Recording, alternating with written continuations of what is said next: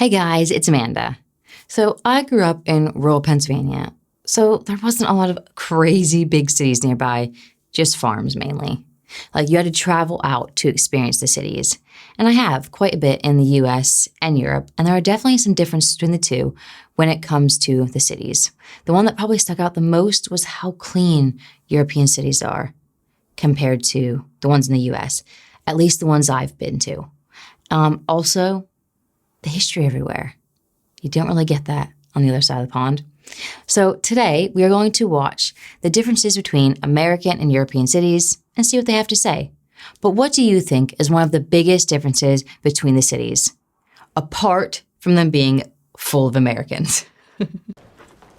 The United States and Europe both have large urban populations and deep cultural ties, but their respective cities have some distinct differences. For starters, there is a significant age gap between European and American cities. When Europeans first arrived in the Americas in the late 15th and early 16th centuries, there were as many as 10 million natives living in what is today the United States. But the natives were not concentrated in large urban settlements like the civilizations in what is today Mexico and Central and South America. If there had been, you can only speculate on what would have happened to them. There are some exceptions though. The oldest continuous settlements in the United States belong to natives and are located in the southwest United States. These settlements were founded around 1100 AD, but they generally have never hosted more than a few thousand people. The largest known native settlement in the United States hosted as many as 18,000 natives. This city, called Cahokia, was located in what is today the state of Illinois, and just minutes from the modern-day city of St. Louis. But Cahokia was abandoned by the year 1350. The 10 largest cities in the United States, on average, were settled around the early to mid-18th century, while Europe's 10 largest cities are hundreds and sometimes thousands of years older.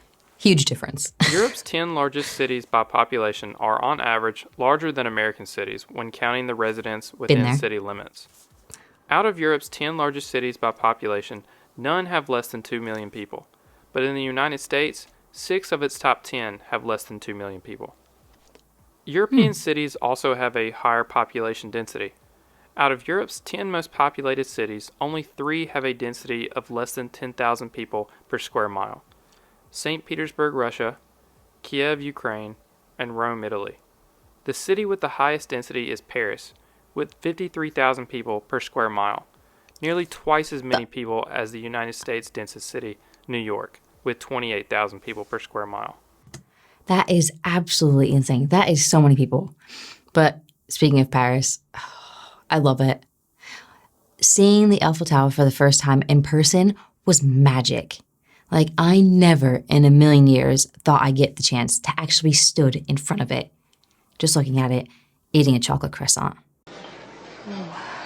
It was amazing, and I feel so fortunate. I love it. After New York City, it drops off pretty quickly.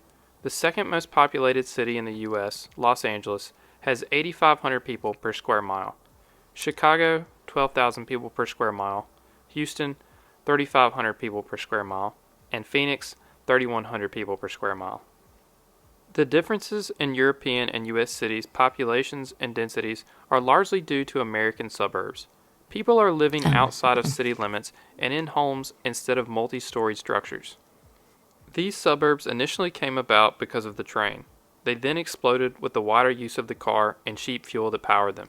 Land outside of American cities was also cheap, making homes affordable for the middle class. Chicago is often credited with inventing the suburb. After the fire of 1874, the city banned the construction of wood buildings. So speculators built cheap wooden homes as fast as they could just outside of Chicago for the 100,000 people that were just left homeless. After World War II, the federal government started guaranteeing loans that required 20% or less for a down payment and loan lengths as long as 30 years. Before this, it was common to have to make a 50% down payment with 50%? We think it's hard to get a mortgage today. Now, I'm aware house prices were much lower then, but it's all relative to what people are making. That is insane. Also, I heard about that fire. I didn't realize it was 100,000 people, though, without places to live. Mind-blowing. No wonder they stopped building wooden houses. Loan lengths as short as 5 to 10 years. These new loans increased the amount of people that could purchase a home, but these loans had more favorable terms for new construction compared to existing housing since the government did not want to back a loan on a house that may have issues. This meant it was easier to get a new home in the suburbs than a property close to the city center, which was typically older. However, African Americans were often discriminated against when it came to these loans, so few were able to move to the suburbs. While mortgage discrimination has improved significantly, the discrimination that occurred from the 40s to the 60s contributed to generational poverty, and it has had a lasting impact on the geography of American cities. African Americans are still less likely to be living in the suburbs than whites, though the demographics are slowly changing. Today, more African Americans actually live in the suburbs at 39% than within city limits at 36%. The mass exodus in many of these cities, often referred to as white flight, led to severe urban decay. Residential buildings were abandoned, leading to local businesses shutting their doors due to less customers, which resulted in job losses, which led to poverty and crime, which led to more people leaving.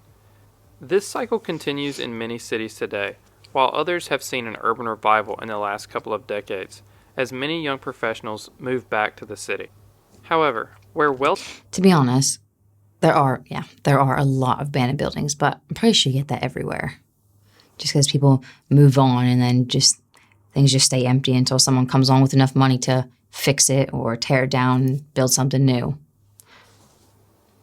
Wealthier people in the United States tend to live in the suburbs.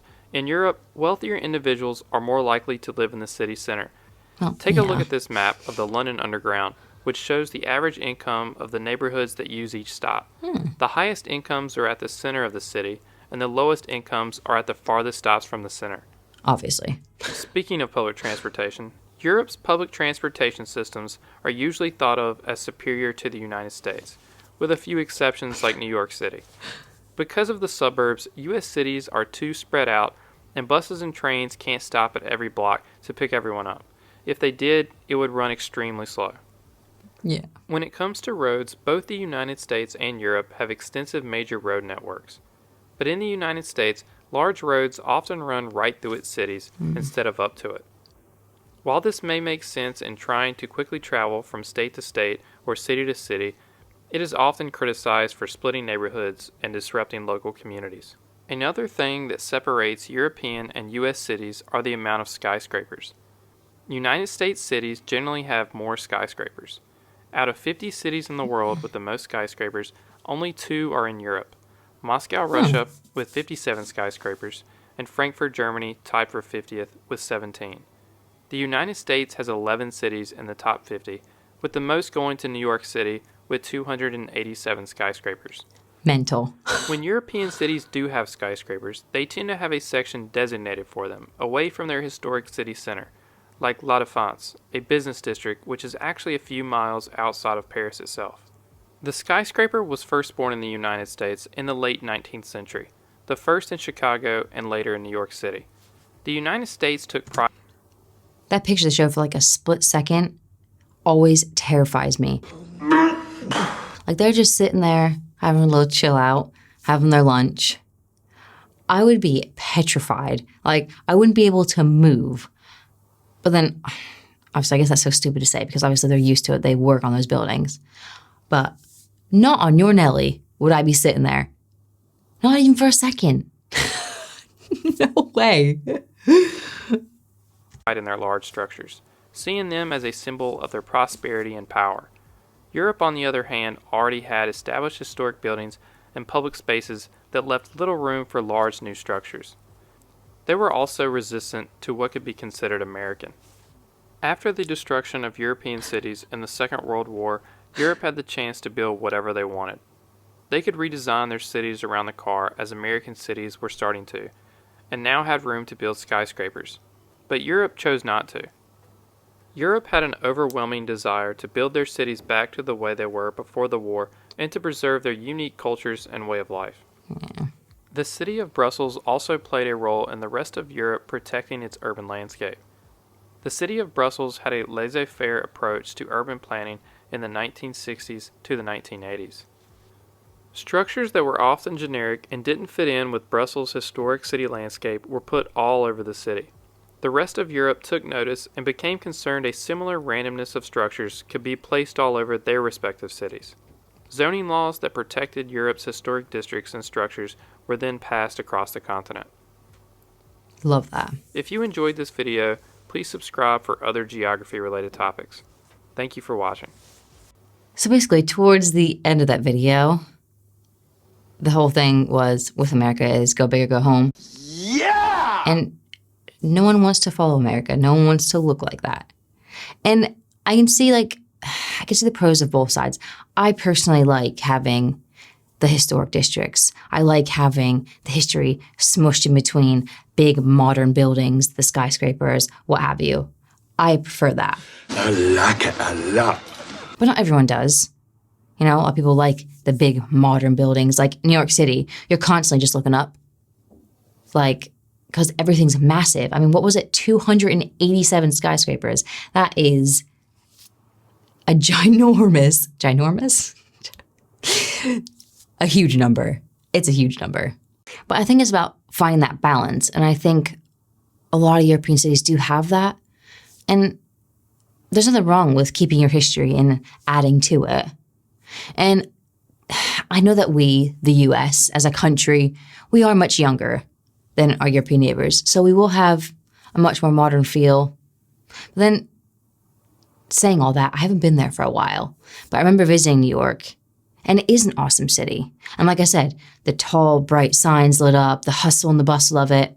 Then there's London, which has such a different feel to New York City. There is more green space and cozy little cafes and pubs. It's busy, but also it sounds weird, but it feels a little bit less chaotic sometimes, I think. I don't know. I love both of the cities. I think they're both brilliant for different reasons. But what are your thoughts? What is your favorite European city? What's your favorite American city, if you've been? Let me know in the comments. And as always, if you haven't already, please subscribe to my channel, smash that like button if that's what you're into, and I'll see you in the next video. Aphrodite, then discuss, her rapper, messy colors.